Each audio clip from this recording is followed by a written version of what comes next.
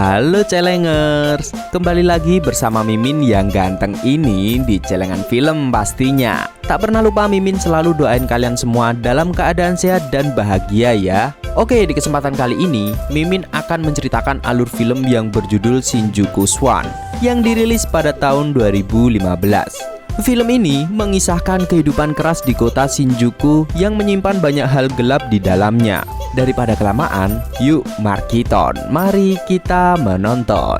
Adegan dibuka menampilkan Tatsuhiko yang berjalan tanpa arah. Di saat rasa stres melanda, ia memutuskan untuk pergi ke Shinjuku tanpa uang sepeser pun dan tempat tinggal. Tatsuhiko yang sedang tidak ingin diganggu justru bertemu segerombolan cowok yang mengeroyoknya.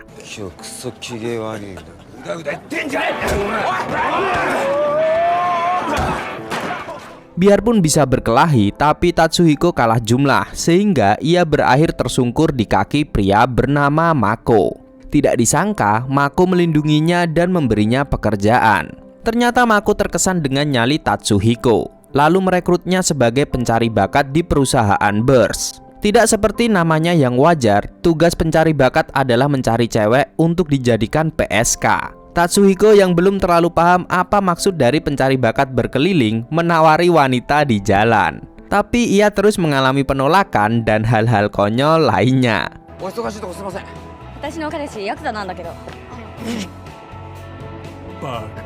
Setelah sedikit tips dari Mako, Tatsuhiko akhirnya bisa merekrut satu cewek cantik. Dari sana, Mako mengajak cewek itu ke panti pijat padahal sebenarnya ke rumah bordil. Tanpa sepengetahuan si cewek, ia terjerumus menjadi PSK tapi tidak bisa menolaknya. Tatsuhiko merasa bersalah karena mengira sudah menipu cewek tersebut. Ia pun pergi dari rumah bordil dan bermaksud berhenti dari pekerjaannya. Tapi Mako mencegahnya dan mengatakan jika semua ini bukan kesalahannya karena setiap yang mereka rekrut bebas menentukan pilihan hidupnya. Mendengar kata-kata Mako, Tatsuhiko tidak jadi berhenti, tapi ia akan merekrut wanita yang memang mau menjalani pekerjaan malam itu dengan bahagia.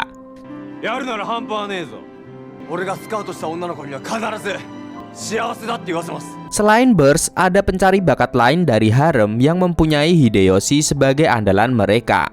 Di saat Hideyoshi akan merekrut, tiba-tiba saja ia melihat Tatsuhiko dari kejauhan dan terpancar kilatan kebencian di wajahnya. Keesokan harinya, Mako mengajak Tatsuhiko ke kantor pusat dan mengajarinya cara merekrut cewek. Tidak hanya asal rayu saja, tapi pencari bakat sepertinya harus memahami latar belakang maupun mood dari cewek tersebut, sehingga bisa lebih tepat mendekati target. Kemudian Tatsuhiko mencobanya dan mendapat pujian berbakat dari Mako.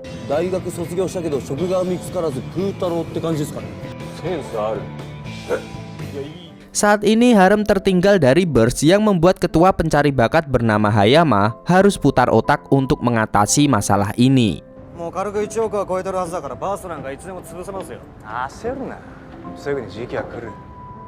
Hari berikutnya, harem mulai memperluas wilayah kekuasaan mereka dan menyerang pencari bakat dari bers. Tak hanya itu saja, harem membayar uang keamanan 2 kali lipat pada mafia bernama Amano, sehingga Amano lebih memihak harem dibandingkan bers.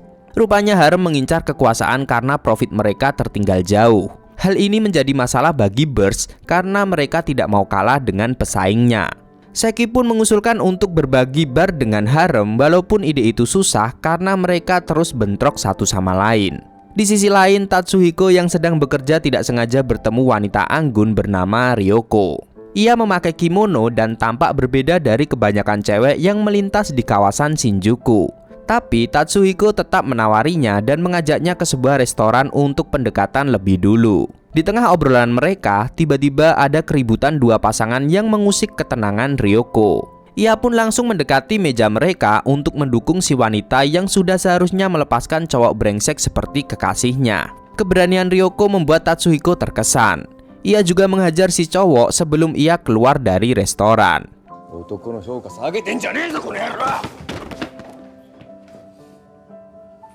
Setelah perkelahian selesai, Ryoko menawarkan hadiah pada Tatsuhiko untuk mencoba servisnya. Hari selanjutnya, Tatsuhiko ikut Mako mengunjungi bar yang dikelola oleh Ryoko. Ia sangat terkejut begitu melihat Ryoko di sana tapi tidak mengenalinya. Apalagi saat ia tahu jika Ryoko lah pemilik bar ini. Kemudian Mako menyuruh Tatsuhiko pergi karena ia yang mempunyai urusan dengan Ryoko. Rupanya Mako meminta dikenalkan dengan Amano yang mana pelanggan setia Ryoko. Lalu pada suatu hari Tatsuhiko dijebak Saki untuk melewati wilayah harem. Meski awalnya ia ragu-ragu, tapi ia mau saja saat Seki mengatakan jika Mako mengetahui ini. Dan sayangnya Tatsuhiko yang masih polos hanya dijadikan umpan saja. Tidak perlu menunggu lama, ia ditangkap oleh pencari bakat harem. Saat mengetahui Tatsuhiko tertangkap, Hideyoshi terlihat begitu semangat untuk menghabisi Tatsuhiko.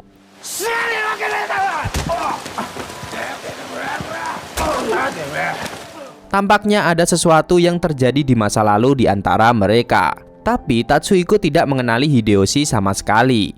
Hal itu menambah kemarahan Hideyoshi sehingga ia menghajar Tatsuhiko tanpa ampun. Kemudian anak buahnya yang lain menambah kesengsaraan Tatsuhiko sampai akhirnya Hideyoshi menyuruh mereka untuk mematahkan jari Tatsuhiko. Setelah kejadian ini, perusahaan bers menganggap itu hanya kesalahan Tatsuhiko dan tidak perlu dibesar-besarkan. Tapi Mako merasa marah karena ini tidak adil untuk Tatsuhiko. Sebagai gantinya, Seki bilang jika ia akan bertanggung jawab. Beberapa saat kemudian, Seki pergi sendirian dan nekat mau melawan para pencari bakat dari harem. Meski Tatsuhiko masih belum pulih, tapi ia bergabung dengan Seki dan berakhir mati konyol alias terkapar tak berdaya di jalanan Shinjuku.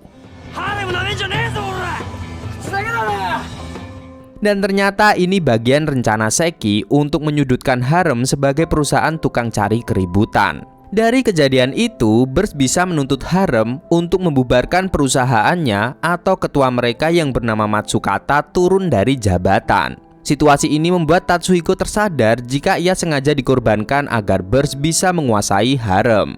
Tatsuhiko tidak terima begitu saja, tapi ia berujung dipukuli oleh teman-teman dari perusahaannya sendiri. Di saat ia sudah babak belur, ia menyakiti dirinya agar mati sekalian dan menyusahkan mereka yang terlibat. Melihat keadaan berbalik tidak menguntungkan, mereka menahan Tatsuhiko. Bahkan Matsukata setuju untuk menyerahkan harem. Tapi itu tidak berarti apa-apa karena Tatsuhiko akan tetap nekat sampai akhirnya Mako datang.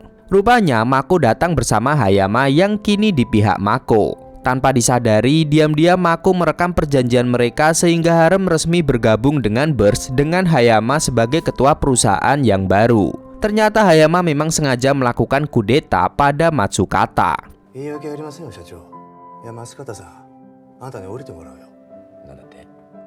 Hari-hari pun berlalu. Hayama dan Mako berhasil menyatukan dua perusahaan pencari bakat di Shinjuku. Di saat suasana masih saling ingin adu bacok, Hayama mengatakan setelah gabungan ini, mereka punya kesempatan untuk mendapat jabatan tinggi dengan berlomba-lomba merekrut cewek sebanyak-banyaknya. Hal ini membuat para pencari bakat menjadi semangat berburu cewek. Di antara mereka ada Tatsuhiko yang masih merasa kesal sehingga Mako memperingatkannya untuk tidak membuat keributan apapun, terutama dengan kelompok harem. Ia juga bertanya tentang Hideyoshi, tapi sayangnya Tatsuhiko tidak ingat apapun.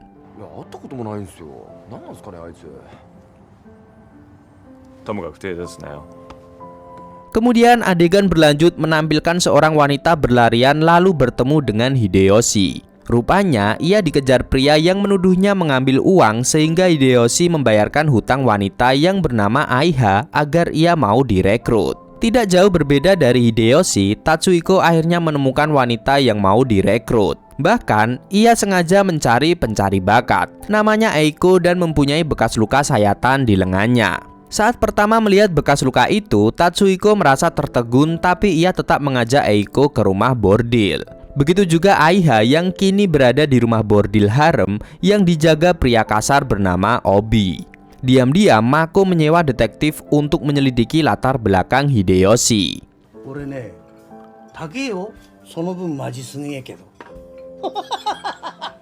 Pada keesokan harinya, Ono si pencari bakat Bers tampak menggait banyak wanita. Ia memang unggulan untuk mendekati targetnya sehingga memicu perasaan iri dengki dari harem. Hideyoshi dan teman-temannya kemudian menangkap Ono dan menyuruhnya mengkhianati Bers dengan imbalan uang. Awalnya Ono tidak mau terlibat hal-hal semacam ini, tapi ia sudah terkepung dan tidak bisa berbuat apa-apa. Akhirnya Ono membelot dan mengajak teman-temannya. Kabar tidak enak ini pun sampai di telinga petinggi Birds yang merasakan keanehan karena Hideyoshi dari harem tidak mempunyai uang tapi bisa merekrut banyak pencari bakat. Mereka juga curiga ada hubungan yang tersembunyi Mako bersama harem. Hari beranjak malam dan kehidupan menyedihkan para PSK ini dimulai. Film menampilkan rumah bordil harem yang kacau karena Obi menghajar habis-habisan satu wanita yang menurutnya tidak bekerja dengan baik. Aiha yang menyaksikan ini merasa ketakutan.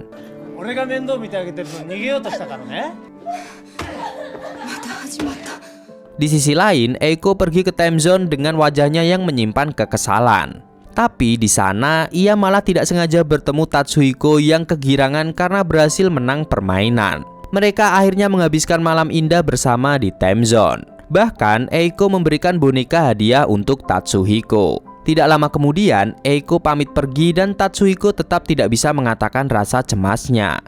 Eiko, beralih sekejap pada Aiha. Ia melakukan pekerjaan melelahkan sampai membuatnya lemas tak berdaya. Di sana ia melihat kedatangan Hideyoshi yang memberikannya bubuk narkoboy untuk memulihkan tenaganya.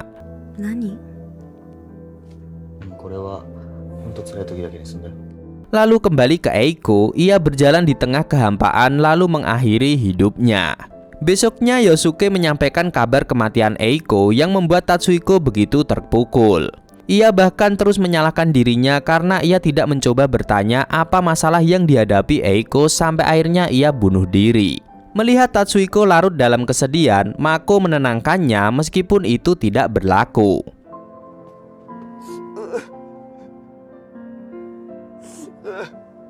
Tapi saat Tatsuhiko berjalan di Shinjuku, rekan kerja dan para wanita yang ia rekrut terlihat bahagia dan mencemaskannya sehingga ia merasa tidak perlu menyalahkan dirinya sendiri. Film berlanjut menampilkan kecurigaan Seki pada kelompok harem khususnya Hideyoshi. Ia pun menyuruh pacarnya bernama Ringo untuk menyusup ke rumah bordil harem. Hari itu, Ringo direkrut harem dan menyaksikan para PSK harem menggunakan obat-obatan terlarang. Tapi sayangnya, ia kurang berhati-hati sampai ada satu pekerja yang mencurigainya. Di hari itu juga Aiha terlihat diam di kamarnya sambil membaca buku bergambar kesukaannya. Tapi tiba-tiba saja Obi menyuruhnya tetap bekerja di hari libur. Aiha pun membantah yang berakhir diajar oleh Obi sekalipun ia wanita. Dan kebetulan Tatsuhiko sedang berada di sana sehingga ia langsung melindungi Aiha.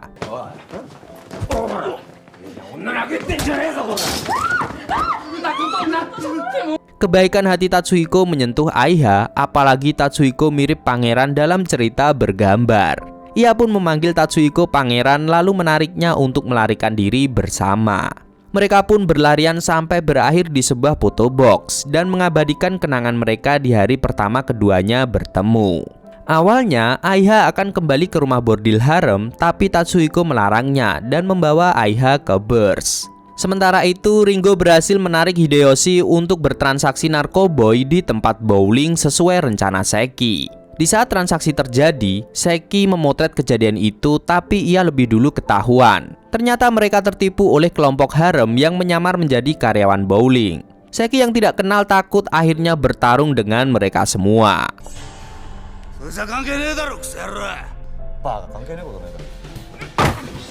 Di saat ia sudah kehabisan kekuatan, anak buah Hideyoshi menempatkannya di arena bowling dan Hideyoshi menghabisinya dengan lemparan bola bowling. Selanjutnya kita berlanjut pada Tatsuhiko dan Aiha yang semakin mesra. Mereka saling menghabiskan waktu bersama seperti malam ini. Tapi setelah Aiha kembali dari kamar mandi, ia buru-buru akan kembali sampai tidak terasa menjatuhkan serbuk terlarang itu. Melihat ada narkoba yang ketinggalan, Tatsuhiko mendadak melo karena tahu Aiha sudah tahap kecanduan, makanya ia menghisap itu di toilet. Setelah Seki mengalami koma dan serbuk obat itu ditemukan dari bekas pekerja harem, Tatsuhiko menuduh ini semua ulah Hideyoshi. Tapi mereka tidak bisa asal mengatakan nama orang tanpa adanya bukti.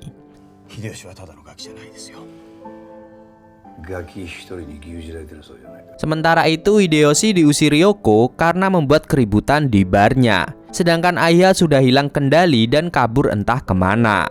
Tatsuhiko langsung mencarinya kemana saja setelah mengetahui Aiha pergi. Tapi ia malah dikejutkan saat melihat Aiha pesta sabu bersama Obi. Ia mendekati Aiha dan menyelimuti wanita yang ia cintai itu. Niatnya Tatsuhiko membawanya pergi, tapi ia malah bertemu Hideyoshi yang membawa koper berisi obat-obatan. Tatsuhiko langsung beraksi menghajar orang-orang di sana untuk mendapatkan koper itu. Situasi berubah super duper kacau sampai akhirnya Aiha ingin membantu Tatsuhiko dengan menusuk Obi. Keadaan ini membuat orang-orang pergi karena pasti akan ada polisi. Tapi Tatsuhiko mau bersama Aiha. Dan sayangnya Aiha tidak mau ikut dengan Tatsuhiko dan memilih untuk direhab saja.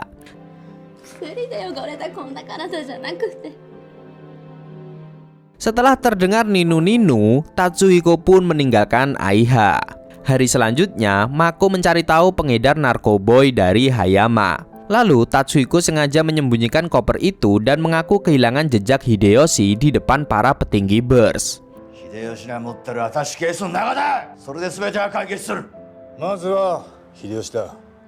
Kini semua orang disuruh menemukan Hideyoshi termasuk Tatsuhiko, dan tanpa sepengetahuannya, Mako pun menyelipkan GPS di sakunya. Selagi para petinggi menelusuri peredaran obat-obatan itu, Tatsuhiko mempunyai janji bertemu dengan Hideyoshi. Di saat ia mengambil koper di loker, ia bertemu Ryoko yang mengatakan identitas asli Hideyoshi adalah teman lama Tatsuhiko yang bernama Furuya Daiki. Ryoko juga meminta GPS itu agar pergerakannya tidak terdeteksi oleh Mako.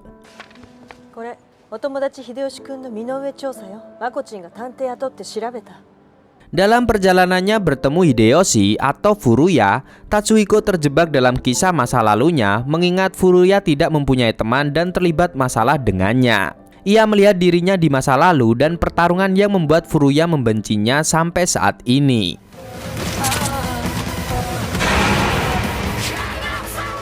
Lalu saat sampai di gedung, Hideyoshi menyuruhnya menukar koper itu dengan uang jutaan dan polosnya Tatsuhiko langsung melempar koper itu begitu saja. Awalnya Hideyoshi mengira Tatsuhiko bodoh, tapi ia sangat terkejut saat Tatsuhiko menghampirinya dengan lompatan nekatnya. Hideyoshi akhirnya mengatakan ambisinya untuk ditakuti semua orang setelah masa sekolahnya tidak mempunyai teman, tidak seperti Tatsuhiko yang selalu disukai orang. Sampai akhirnya Hideyoshi berbuat masalah dan berurusan dengan teman Tatsuhiko. Ia membunuh teman Tatsuhiko dan berakhir di penjara. Setelah menuntaskan kisah nostalgia tidak menyenangkan itu, mereka pun bertarung dengan tangan kosong, meskipun awalnya Hideyoshi memakai pisau.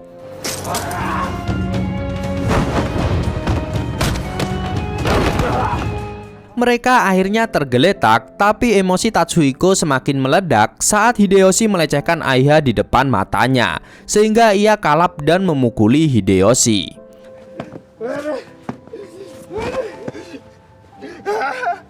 Setelah puas menghajar Hideyoshi, mereka akhirnya berdamai. Hideyoshi pergi dengan meninggalkan koper itu, sedangkan Tatsuhiko menunggu kedatangan petinggi bers. Meski lainnya percaya, tapi Mako tahu jika Tatsuhiko sengaja melepaskan Hideyoshi dan itu akan menjadi hal buruk bagi Hideyoshi.